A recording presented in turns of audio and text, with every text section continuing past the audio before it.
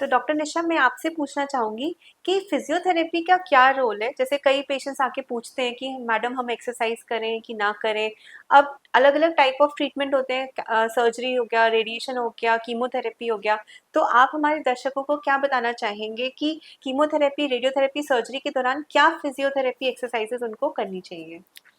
जब हम एक कैंसर पेशेंट की बात करते हैं, तो एक कैंसर पेशेंट की जो एक्सरसाइजेज हैं वो अदर फॉर्म ऑफ एक्सरसाइजेज से बहुत डिफरेंट हो जाती हैं।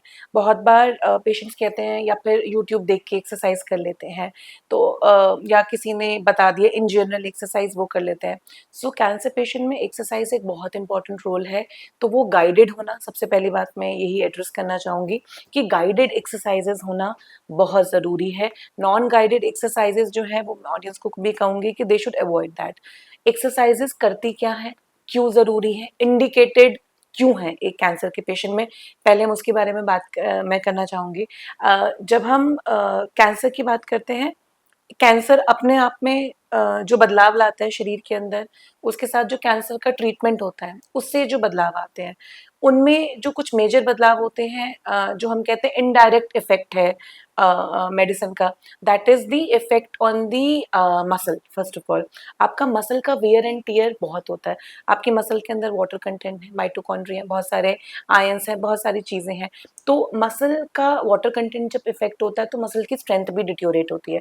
तो बहुत ज़्यादा जो कैंसर के पेशेंट्स हैं, due to cancer and due to the treatment as well, they suffer from the weak muscles. जो जितने जितने लंबे सेशंस होते हैं उसमें ग्रेजुअली प्रोग्रेसिव इन नेचर होती है।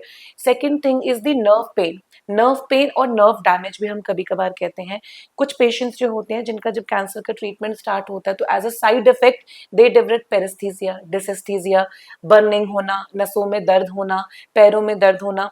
I still remember there was this case जिन पेशेंट का he had no history of any cervical spondylosis, nothing. पर जब उनके कीमो के सेशंस जब स्टार्ट हुए उनके बाद ही डेवलप वेरी शार्प शूटिंग डिसस्थीसिया, जिसमें उनको ऐसा लगता था जैसे बिल्कुल किसी ने गरम गरम चीज उनके हाथ पे रख दी, कांस्टेंट फीलिंग रहती थी। सो ऐसे जो सिम्टम्स हैं वो हमें देखने के लिए मिलते हैं। ब्रीदिंग इश्यूज पेशेंट को बहुत होते हैं। वालसल्वा, जिसमें हम कहते हैं कि पेशेंट अचानक से बेहोश हो गया, तो हमने देखा कि कीमो की ट्रीटमेंट पे टाइम पे आई came across such cases also that during the chemo the code was alert, not because of any other thing, but because the patient fainted. The reason was the valsalva, क्योंकि patient stress में होता है बहुत ज्यादा। तो जब हम भी स्ट्रेस में होते हैं हम अपनी ब्रेथ होल्ड कर लेते हैं। अब ये बहुत बारीक चीजें हैं। तो जो फिजियोथेरेपी काम, ये बहुत बारीक चीज होती है, आप मिस हो सकता है आपसे, बिकॉज हम एक बहुत एग्रेसिव थेरेपी मेडिसिन ट्रीटमेंट कर रहे हैं पेशेंट का। सो फटीग हो गया, मसल वीकनेस हो गया, ब्रीदिंग डिफिकल्टीज हो गया, नर्व पेन हो गया, जॉइंट पेन्स हो गया, पेशेंट को मल्टीपल पेन्स रहते हैं, सर्कुलेटरी प्रॉब्लम होता है, क्योंकि कीमो के रेडिएशंस के अपने साइड इफेक्ट्स होते हैं जिसमें थ्रोम्बस क्लॉट फॉर्मेशन होने का बहुत ज़्यादा चांसेस होता है। तो उसके अंदर कभी कभार अचानक से कीमो के सेशन के दौरान या जब घर जाते हैं तो पैर में स्वेलिंग आ जाना या हाथ में स्वेलिंग आ जाना। एंड अगर पेशेंट को हमने अवेयर नहीं किया है, अगर उनको एजुकेट नहीं किया है properly, so they can miss that swelling as a normal swelling also. So ये सारे पार्ट बहुत जो है कॉमन रहते हैं। As a physiotherapist, we target these area only for the patients.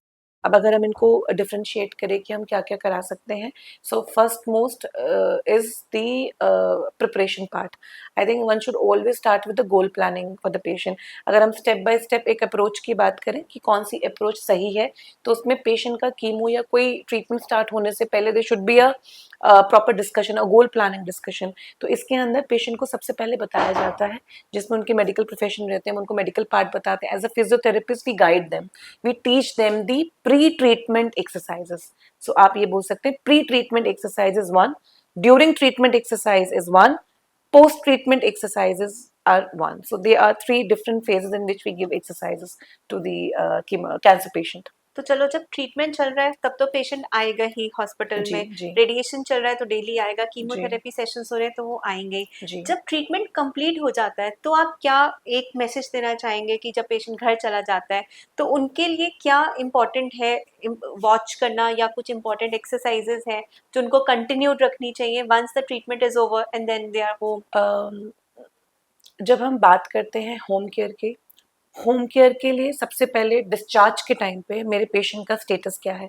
जब मेरे पेशेंट को घर भेजा जा रहा है उस टाइम पे मेरे पेशेंट का स्टेटस क्या है, दैट इज वेरी इंपॉर्टेंट। उस पर्टिकुलर मोमेंट पे डिपेंड करता है। Again we have a goal planning session जिसमें डिस्चार्ज के पैरामीटर्स के बेसिस पर होम केयर नीड्स को असेस किया जाता है एंड उसके हिसाब से बताया जाता है कि पेशेंट को इस चीज की, इस चीज की, इस चीज की रिक्वायरमेंट पड़ेंगी विद द एक्सरसाइजेस। डिस्चार्ज के फेज पे जब पेशेंट आता है, again we have to do the thorough assessment of the patient कि पेशेंट किस एरिया में लैक कर रहा है। लाइक आई सेड कि पेशेंट बहुत शैलो ब्रीथ करने लग गया है ना, पेशेंट जो है वो बिल्कुल उसका रेस्पिरेटरी रेट बहुत अनस्टेबल है।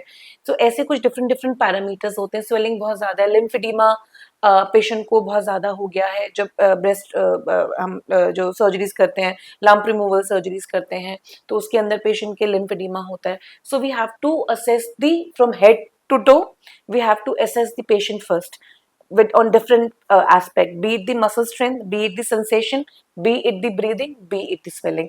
So these assessment is very very important. Assessment ये है कि आपके दिमाग में एक ब्लूप्रिंट बन जाता है कि अब मुझे क्या करना है।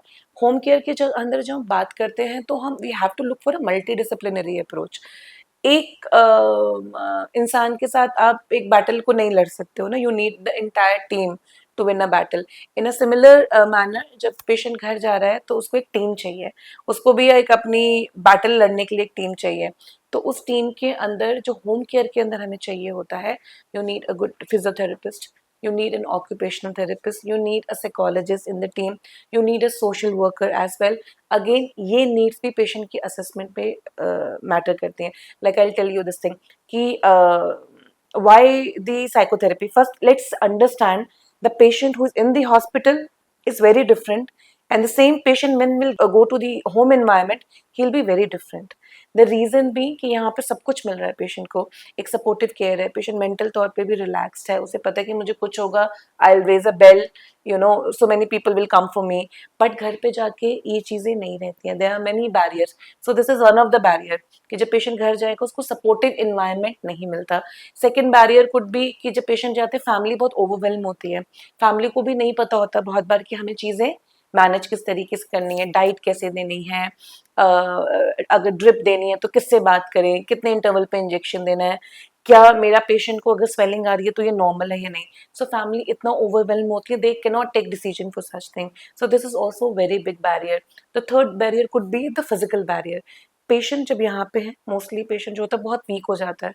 आप पेशेंट को बहुत सारे डिवाइसेस देते हो, हेल्प देते हो, बताते हो इतना करना ठीक है, आपको वॉशरूम जाना आप इतना चल सकते हो, इतना नहीं, आपको नीचे नहीं बैठना, आपको ऊपर बैठना, सांस इस तरीके से लें, पर ये सब गाइड करने वाला कोई घर पे नहीं होता। सो ये एक तरीके का फिजिकल बैरियर कैसे बन जाता है, पेशेंट जो होता है वो मोबिलिटी छोड़ देता है अपनी। हम जब किसी चीज से डरते हैं तो हम उस चीज से दूर हो जाते हैं। तो पेशेंट जब अपनी मोबिलिटी से डरता है कि मैं कहीं गिर ना जाऊं, कहीं गलत तो नहीं कर रहा, तो वो मोबिलिटी अपनी बंद कर देता है। तो this is a very very big barrier.